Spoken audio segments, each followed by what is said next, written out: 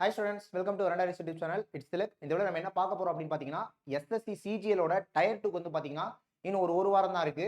எஸ்எஸ்சியோட MTS exam பொறுத்த வரைக்கும் இன்னும் ஒரு 20 டேஸ் தான் இருக்கு. என்ன சார் ஒரு வாரம் தான் இருக்குன்றீங்க, 18ஆம் தேதி தானே டயர் 2. என்ன சார் எம்டிஎஸ்க்குமே 20 டேஸ் தான் இருக்குன்னு சொல்றீங்க, February 4 தானே எக்ஸாம் அப்படின்னு நிறைய பேர் சொல்லுவீங்க. ஆனா எப்பவுமே இது நான் ரெகுலராகவே சொல்லிட்டு இருக்க விஷயம் தான் நம்ம ஸ்டூடெண்ட்ஸுக்கு தெரியும். என்ன அப்படின்னா இப்போ எக்ஸாமுக்கு வந்து பார்த்தீங்கன்னா ஒரு 30 நாள் இருக்கு அப்படின்னா அதை நம்ம 30 நாள் பார்க்கவே கூடாது, 20 டேஸ் அப்படின்னு தான் பார்க்கணும். ஏன்னா இந்த 30 நாளுமே நம்மளால எஃபிஷியண்டா படிக்க முடியுமானா இந்த மோட்டிவேஷன் பண்றோம் அப்படின்ட்டு 30 நாளும் படிக்கணும், ஒரு நாளைக்கு 10 மணி நேரம் படிக்கணும், அதெல்லாம் ஓரங்கட்டி வச்சுட்டு ஃபேக்ட் என்ன, எதனா ஒரு பிரச்சனை எதனா ஒரு டிஃபிகல்ட்டி வந்துச்சுன்னா நம்ம அதை ஃபேஸ் பண்ணணும். அப்போ சில டேஸ் வந்து பார்த்தீங்கன்னா படிக்க முடியாம தான் போகும். இந்த ஃபேக்டை ஒத்துக்கிட்டு தான் நம்ம முதல் பிளானே போடணும். சரிங்களா? இது இல்லாமல் நடுவில் வந்து பார்த்தீங்கன்னா பொங்கல் வருது, அப்படி இப்படின்னு சில செலிப்ரேஷன்ஸ் எல்லாமே இருக்கிறனால ஸோ டயர் 2 வந்து பார்த்தீங்கன்னா ஜனவரி 18 ஒரு மோர் தென் 10 டேஸ் இருக்கே அப்படின்னு பார்க்காதீங்க, 1 வீக் அப்படின்னே பாருங்க. அதே மாதிரி எம்டிஎஸ்க்குமே லிட்ரலி 1 மந்த் இருக்கே, அந்த லிட்ரலியே வேணாம், எனக்கு 20 டேஸ் இருக்கு அப்படின்னு நினச்சி பிளான் பண்ணுங்க. ஓகே, இப்போ இந்த சிஜிஎல் டயர் 2 1 வீக் ஆகட்டும், எம்டிஎஸ்க்கு ஒரு 20 டேஸ் ஆகட்டும், என்ன பண்ணுறது? ஏன்னா நல்லா யோசிச்சு பாருங்க, சிஜிஎலோட டயர் 1 கிளியர் பண்ணது நிறைய பேர் பண்ணியிருக்கீங்க. தமிழ்நாடு ஸ்டூடெண்ட்ஸ் இந்த மாதிரி நிறைய பேர் வந்து சிஜிஎலோட டயர் 1 கிளியர் பண்ணியிருக்கீங்க. அதுலேயுமே நம்மளோட வெரண்டாரஞ்சி ஸ்டூடெண்ட்ஸ் மேஜராக கிளியர் பண்ணியிருக்கீங்க. ஓகேவா? இப்போ அப்ப நிறைய பேர் வந்து பாத்தீங்கன்னா என்ன பண்ண போறீங்க, சிஜிஎலோட டயர் 2 தான் படிக்க போறீங்க. சரி, டயர் 1 பாஸ் பண்ணாதவங்க அவங்கலாம் கண்டிப்பா எம்டிஎஸ் அப்ளை பண்ணிருக்கீங்க. அப்போ எஸ்எஸ்சி ஆஸ்பிரண்டா இருக்க ஒவ்வொருத்தருமே வந்து பாத்தீங்கன்னா ஒண்ணு இந்த எக்ஸாம் எழுத போறீங்க, இல்லைன்னா 2 எக்ஸாம் எழுத போறீங்க. கரெக்டா? அப்படி இருக்கிறப்ப எல்லாமே இந்த எக்ஸாமுக்கு படிச்சு தான் ஆகணும். அப்ப இந்த 1 வீக் வரப்போற நாட்கள்ல என்ன பண்றது அப்படிங்கறத பார்க்க போறோம். ஓகேவா? ரைட். முதல்ல நான் டயர் 2 பத்தி பேசுறேன், அப்புறமா எம்டிஎஸ்க்கு போறேன். டயர் 2 பொறுத்த வரைக்கும் நீங்க எல்லாமே டயர் 1 கிளியர் பண்ணிருக்கீங்க. அப்போ இந்த டயர் 2 எழுத போறதுல மேக்ஸிமம் ஸ்டூடெண்ட்ஸ் வந்து பாத்தீங்கன்னா ஆப்டிடியூட் ரீசனிங் ஸ்ட்ராங்கா தான் இருப்பீங்க. ஏன்னா ஆப்டிடியூட் ரீசனிங் வந்து பாத்தீங்கன்னா வீக்கா இருந்து நம்மளால டயர் 1 வந்து கிளியர் பண்ணிருக்கிறது ரொம்ப ரேர் கேஸ். யாராவது ஒரு சில பேர் இருப்பீங்க, ஆனா ரேர் கேஸ். ஏன்னா ஜென்ரல் அவேர்னஸ் வந்து பாத்தீங்கன்னா கொஞ்சம் டஃபா இருந்திருக்கு, கரண்ட் அஃபேர்ஸ் வந்து நிறைய கொஸ்டின் வந்திருக்கு. இதுதான் ரீசன்ட் எக்ஸாமோட பேட்டர்னாவே இருக்கு. அப்ப அந்த இங்கிலீஷ் ஜிஎஸ் வச்சுக்கிட்டுலாம் நீங்க டயர் 1 கிளியர் பண்ணிருக்க முடியாது. அப்ப ஆப்டிடியூட் ரீசனிங் வந்து பொறுத்த வரைக்கும் நீங்க நல்லா படிச்சிருந்திருப்பீங்க.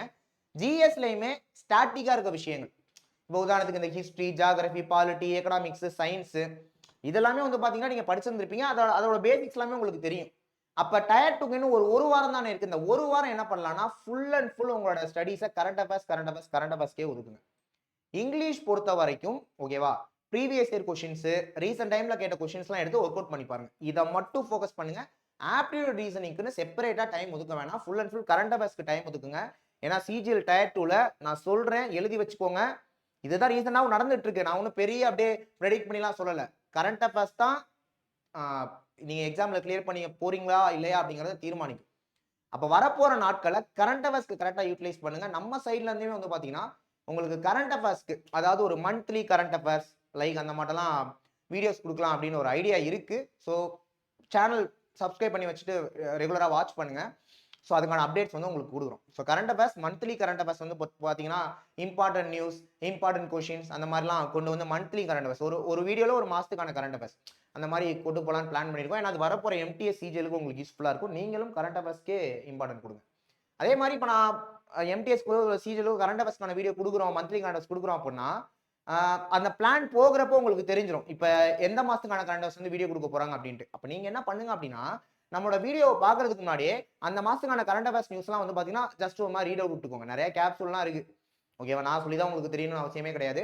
அந்த இதெல்லாம் படிச்சுட்டு நீங்க நம்ம வீடியோ வந்து பாத்தீங்கன்னா உங்களுக்கு ஒரு மைண்ட் செட் கிடைக்கும். அப்படியே ஒரு ரிவிஷன் விட்ட மாதிரி இருக்கும். நல்லா உங்களுக்கு மைண்ட் செட் ஆகும். ஒண்ணுமே தெரியாம வந்து வீடியோ பாத்தீங்க அப்படின்னா அந்த கரண்ட் அஃபேர்ஸ் வீடியோ பாக்குறப்ப உங்களுக்கு எந்த வித யூஸ்ஃபுல்லுமே இருக்காத மாதிரி தான் ஃபீல் ஆகும். படிச்சுட்டு நம்மளோட வீடியோவும் பார்த்துக்கோங்க. So full and full current அஃபேர்ஸ்க்கே டைம் ஒதுக்குங்க வரப்போற ஒரு வாரத்துக்கு. இது வந்து டயர் 2க்கு.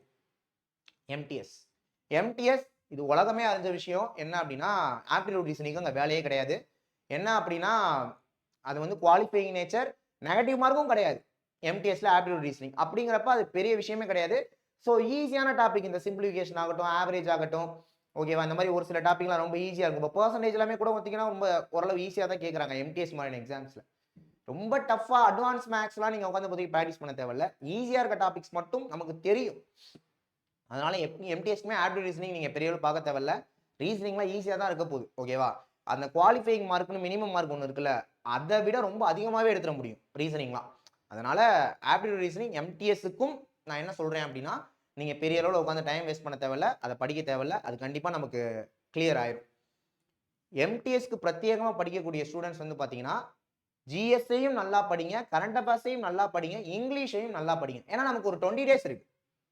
ஒரு மாசம் இருக்கு, ஆனா 20 டேஸ் இருக்குன்னே நினைங்க. 20 டேஸ் இருக்கு, 20 to 25 டேஸ் அப்படி வச்சுக்குவோம். அப்ப இந்த 20 நாள் அப்படிங்கிறத கரெக்டா யூஸ் பண்ணுங்க. இப்ப நீங்க ஒரு நாளைக்கு ஒரு 10 மணி நேரம் உட்காந்து படிக்கிறீங்க அப்படின்னா ஒரு 3 மணி நேரம் இங்கிலீஷ் ஒதுக்குங்க, 3 மணி நேரம் ஜிஎஸ்ல ஸ்டாட்டிக் ஒதுக்கிருங்க, 4 மணி நேரம் கரண்ட் அஃபேர்ஸ் ஒதுக்குங்க. அப்ப நான் டயர் 2க்கும் படிக்கிறேன், எம்டிஎஸ்க்கும் படிக்கிறேன்னா நீங்க இதே ஃபாலோ பண்ணுங்க. ஏன்னா டயர் 2க்கு உட்காந்து நீங்க இங்கிலீஷ் பார்க்கறதோ, ஸ்டாட்டிக்கா ஜிஎஸ் படிக்கிறதோ, கரண்ட் அஃபேர்ஸ் படிக்கிறதோ வேஸ்ட் ஆக போறது இல்ல. எம்டிஎஸ்க்கு அதுதான் முழு விஷயமே அப்படிங்கிறப்ப ஃபுல் அண்ட் ஃபுல் இதை கரெக்டா அப்ளை பண்ணுங்க. தேவையில்லாததை, வராததை, இம்பார்ட்டண்டே இல்லாததை அதெல்லாம் உட்காந்து படிச்சு டைம் வேஸ்ட் பண்றதை விட எது இம்பார்ட்டண்டோ, எது எக்ஸாமுக்கு வருமோ அதை மட்டும் உட்காந்து படிப்போம். அதுக்கு மட்டும் டைமை யூட்டிலைஸ் பண்ணுவோம். ஏன்னா டைம் இஸ் ப்ரீஷியஸ். எழுதி வச்சுக்கோங்க. இவ்வளோ நாள் உங்க லைஃப் டிராவல் ஆனதை விட வரப்போற அந்த 1 வீக் இந்த 20 டேஸ் சர்ன்னு போயிடும். நடுவில் பொங்கல் செலிப்ரேஷன்லாம் இருந்தாலுமே கூட ஒரு எக்ஸாமுக்கு படிக்கணும், ஒரு வாரம் தான் டைம் இருக்கு. இது எப்பவுமே நடக்கும். எக்ஸாமுக்கு முன்னாடி இருக்கக்கூடிய ஒரு டைம் வந்து போறதே தெரியாது, சர்ன்னு போயிடும். அப்போ வேகமா போக போற டைமிங்க கரெக்டாக யூட்டிலைஸ் பண்ணிக்கோங்க. டெஸ்ட் போட்டு பாருங்க முக்கியமா. இப்போ நம்மளோட ரேஸ் ஸ்டூடெண்ட்ஸ்க்கு வந்து பார்த்தீங்கன்னா எம்டிஎஸ் ப்ரோக்ராம் போயிட்டு இருக்கு அக்ராஸ் பிரான்ச்சஸ். ஸோ இந்த எம்டிஎஸ் ப்ரோக்ராம்ல இங்கிலீஷ்க்கான செஷன் இருக்கு, ஜிஎஸ்க்கான ஸ்டடி டைம் இருக்கு, அப்புறமா மார்க் டெஸ்ட்டும் கொடுத்துட்டு இருக்கோம். டயர் 1 கிளியர் பண்ணி டயர் 2க்கு ப்ரிப்பேர் பண்ணிட்டு இருக்க ஸ்டூடெண்ட்ஸ்க்கும் மார்க் டெஸ்ட் கொடுத்துட்டு இருக்கோம். டெஸ்ட் பேட்ச் போயிட்டு இருக்கு. ஓகே, ஸோ அப்படி இருக்கிறப்ப கரெக்டாக அதை ஃபாலோ பண்ணிக்கோங்க. அப்போ கரண்ட் அஃபேர்ஸ் நல்லா படிங்க, டெஸ்ட் போட்டு பாருங்க, இங்கிலீஷ்ல ப்ரீவியஸ் கொஸ்டின்ஸ் அதெல்லாம் படிங்க, ஸோ ஜிஎஸ்ஐயும் படிங்க. இதுதான் நம்மளோட பிளானு. அப்போ டயர் 2 எம்டிஎஸ்க்கு இதை மட்டும் ஃபாலோ பண்ணுங்க. பிசுறு தட்டவே கூடாது. இதே ஃப்ளோல கரெக்டாக போயிட்டே இருக்கு. ஓகேவா? என்னைக்காவது ஒரு நாள் பொங்கல் அப்படி இப்படின்னு பிஸியா இருக்கிற டைம்ல ஒரு நாள் ஃபுல்லா படிக்காம இருக்க வேணாம். என்ஜாய் பண்ணுங்க. நான் அதனால தான் டைம் கம்மியா சொல்றேன், ஒரு வாரம் அப்படின்னு சொல்லிட்டு. ஓகே, ஸோ அதனால அதுக்காக ரொம்ப ஸ்பெண்ட் பண்ண வேணாம். ஜஸ்ட் லைக் தட் சும்மா ஒரு 1 மணி நேரம் 2 மணி நேரம் அப்படின்னு லைட்டாக அப்படியே செலிப்ரேட் பண்ணி விட்டுட்டு full and full studies focus வந்து ஸ்டடீஸ்க்கு கொடுங்க. ஓகேவா? திரும்ப சொல்றேன், நிறைய வீடியோவில் சொன்ன விஷயம் தான். இந்த வருஷத்துல வர எக்ஸாமை நீங்க கிளியர் பண்ணாம விட்டுட்டீங்க அப்படின்னா நீங்க வேலைக்கு போகிறது 2027 2028 ஆயிரும். ஏன்னா இப்ப இந்த எக்ஸாமை விட்டுறீங்கன்னு வச்சுக்கோமே, 2026ல திரும்ப நோட்டிபிகேஷன் வரும். நான் இல்லைன்னு சொல்ல, திரும்ப சிஜிஎல், சிஹெச்எஸ்எல், எம்டிஎஸ் இந்த 2025 நடந்த மாதிரி 2026லயும் நடக்கும். அது எக்ஸாம் எப்ப நடக்கும்? ஒரு மாதிரி 2027 ஆயிரும். இப்ப எப்படி 2026ல எக்ஸாம் நடக்குது, அது மாதிரி 2027 ஆயிரும். கரெக்டா? அப்ப அதுக்கான ரிசல்ட்லாம் வந்து 2027 எண்டு 2028 நீங்க ஜாப் ஜாயின் பண்ண. இந்த வருஷத்தை விட்டீங்க, 2 வருஷம் காலி. அதை மைண்ட்ல வச்சுக்கோங்க. பயமுத்துறதுக்காக சொல்லல, டிமோட்டிவேட்லாம் ஆக வேணாம். இதை பாசிட்டிவா எடுத்துக்கோங்க. இந்த வருஷத்துல எப்படியாவது பாஸ் பண்ணி ஆகணும். ஃபுல் மைண்ட் செட் அதுல இருங்க.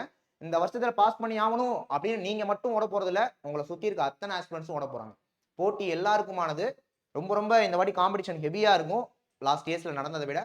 அதெல்லாம் மைண்ட்ல வச்சுட்டு அக்யூரஸியா அட்டன் பண்ணுங்க. அதான் ரொம்ப முக்கியம். எக்ஸாம்ல அக்யூரஸி ரொம்ப ரொம்ப முக்கியம்.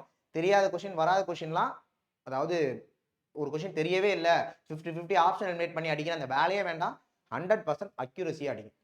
எத்தனை அடிச்சாலும் பரவாயில்ல, அக்யூரஸியா அடிச்சுட்டு வாங்க. நீங்க நல்லா படிச்சு அக்யூரஸியா போட்டு ஃபுல் எஃபர்ட் போட்டு எத்தனை அட்டம் கொடுத்துட்டு வந்தாலும் அந்த அட்டம் வந்து பாத்தீங்கன்னா உங்களை கிளியர் பண்ண வச்சிடும். எக்ஸ்ட்ரா அட்டன் பண்ணலாம் அவசியமே கிடையாது. என்ன தெரியுதோ அதை அட்டன் பண்ணிட்டு வாங்க. இதுதான் பிளான். ஓகேவா? ஸோ இதை ஷேர் பண்ணலாம் தான் வந்தேன். இதே மாதிரி வரப்போற சிஜிஎல், டயர் 2 எம்டிஎஸ் இந்த எக்ஸாமுக்கு ரெகுலரா வீடியோஸ் போடுறோம். சேனலை தொடர்ந்து பாருங்க. நெக்ஸ்ட் வீடியோல பார்க்கலாம். தேங்க்யூ.